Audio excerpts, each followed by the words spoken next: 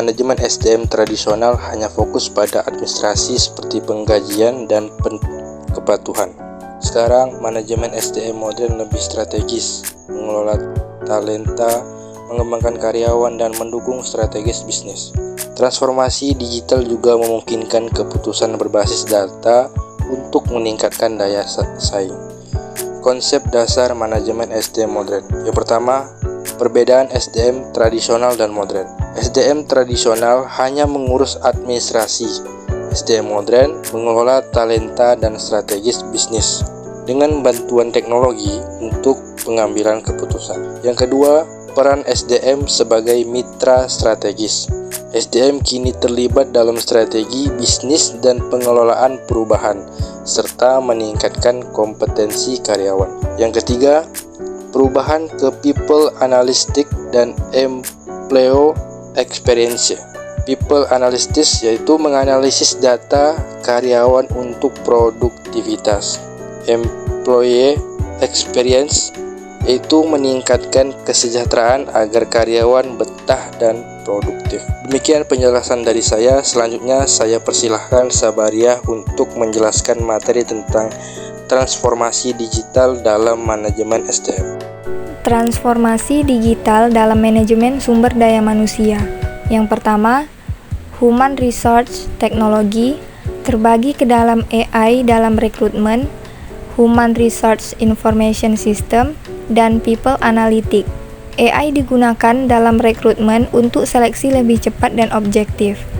Human Resource Information System yaitu menyimpan dan mengelola data karyawan. Sedangkan People Analytics membantu memprediksi turnover dan mengembangkan strategi sumber daya manusia. Yang kedua, otomatisasi dan chatbot dalam human resource, pemanfaatan teknologi dalam rekrutmen dan administrasi karyawan. Otomatisasi yaitu proses administratif seperti penggajian dan cuti menjadi lebih efisien. Sedangkan chatbot membantu menjawab pertanyaan karyawan tentang kebijakan perusahaan. Yang ketiga, employee self-service, digitalisasi layanan sumber daya manusia untuk meningkatkan efisiensi, yaitu karyawan dapat mengakses data pribadi, slip gaji, dan riwayat pelatihan tanpa harus menghubungi human resource, serta meningkatkan transparansi dan efisiensi layanan sumber daya manusia. Dan yang keempat, penggunaan big data dalam human resource terbagi ke dalam prediksi turnover, analisis kinerja, dan retensi karyawan. Prediksi turnover yaitu menganalisis pola kerja dan kepuasan karyawan. Analisis kinerja yaitu memahami faktor yang mempengaruhi produktivitas. Sedangkan strategi retensi yaitu menyediakan kompensasi dan peluang pengembangan karir yang lebih baik. Terima kasih kepada Sabariah. Berikutnya Ajeng yang akan menyampaikan materi tentang pengalaman karyawan yaitu employee experience. Kepada Ajeng dipersilahkan. Selanjutnya pengalaman karyawan atau employee experience.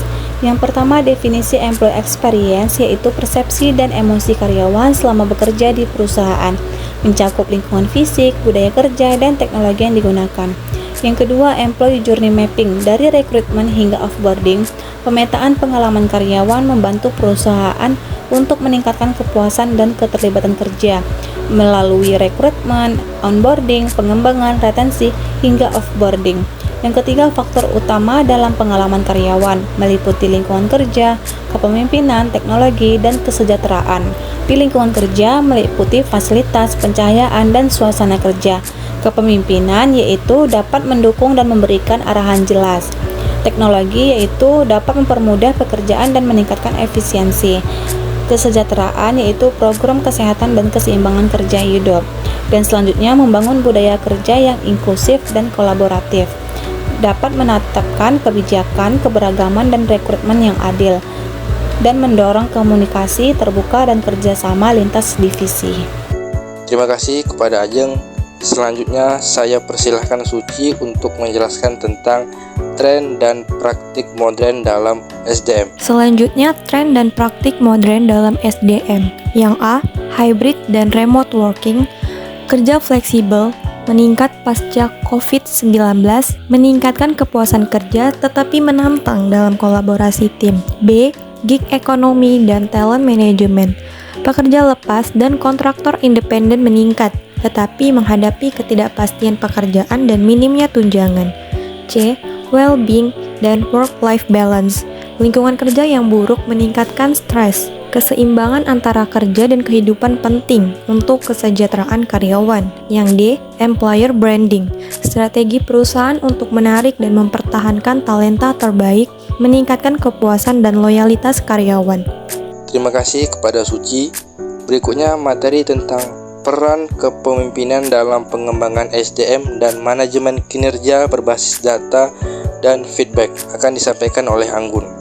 Peran kepemimpinan dalam pengembangan SDM, leadership style dalam manajemen SDM modern. Yang pertama, transformational leadership, menginspirasi karyawan untuk mencapai potensi terbaik. Yang kedua, servant leadership, pemimpin berperan sebagai pendukung dan mentor. Yang ketiga, situational leadership, menyesuaikan kepemimpinan dengan kebutuhan individu dan tim. Coaching dan mentoring untuk pengembangan karyawan. Yang pertama, coaching fokus pada pertumbuhan keterampilan dan peningkatan kinerja. Yang kedua, mentoring, bimbingan jangka panjang dari senior ke junior. Reskilling dan upskilling, mempersiapkan tenaga kerja menghadapi perubahan teknologi. Yang pertama, reskilling, melatih ulang karyawan agar dapat bekerja dalam bidang baru. Yang kedua, upskilling, meningkatkan keterampilan dalam bidang pekerjaan yang sama. Manajemen kinerja berbasis data dan feedback. Yang pertama, CPM dan penilaian tahunan. CPM lebih fleksibel dan berkelanjutan dibanding penilaian tahunan yang kaku, dengan evaluasi berkala untuk perkembangan karyawan. Yang kedua, real time dan 360 degree feedback, evaluasi dari atasan, rekan kerja, dan diri sendiri, meningkatkan kesadaran individu serta efektivitas tim. Yang ketiga, OKR dan KPI. OKR menetapkan tujuan spesifik dan terukur. KPI mengukur efektivitas individu dalam mencapai target bisnis. Terima kasih Anggun. Terakhir, materi tentang keberagaman, inklusi, dan kepemilikan budaya organisasi. Sekaligus kesimpulan dari presentasi ini akan disampaikan oleh Fatimah. Kepada Fatimah dipersilahkan. Selanjutnya, keberagaman, inklusi, dan kepemilikan budaya organisasi. Yang A, terdapat diversity, equity, inclusion. Diversity yaitu keberagaman gender, usia, etnis, dan budaya. Equity, terdapat keadilan dalam kesempatan dan kompensasi. Inclusion, lingkungan kerja yang mendukung semua karyawan. Yang B, keuntungan keberagaman yaitu meningkatkan kreativitas, inovasi, dan kualitas keputusan, serta mengurangi bias strategis bisnis. Yang C, strategi budaya inklusif, yaitu pemimpin mencontohkan keberagaman, didukung pelatihan dan kebijakan anti diskriminasi. Yang terakhir yaitu kesimpulan, SDM modern lebih strategis, berbasis data, dan berorientasi pada pengalaman karyawan. Transformasi digital digunakan untuk meningkatkan efisiensi, produktivitas, dan retensi karyawan. Kepemimpinan yang efektif dan budaya kerja inklusif menentukan keberhasilan organisasi. Terima kasih kepada Fatimah. Selesai sudah presentasi dari kami kelompok 2 tentang manajemen SDM modern dan pengalaman karyawan. Kami berharap apa yang kami sampaikan dapat bermanfaat dan mudah dipahami. Sekian dari saya. Assalamualaikum warahmatullahi wabarakatuh.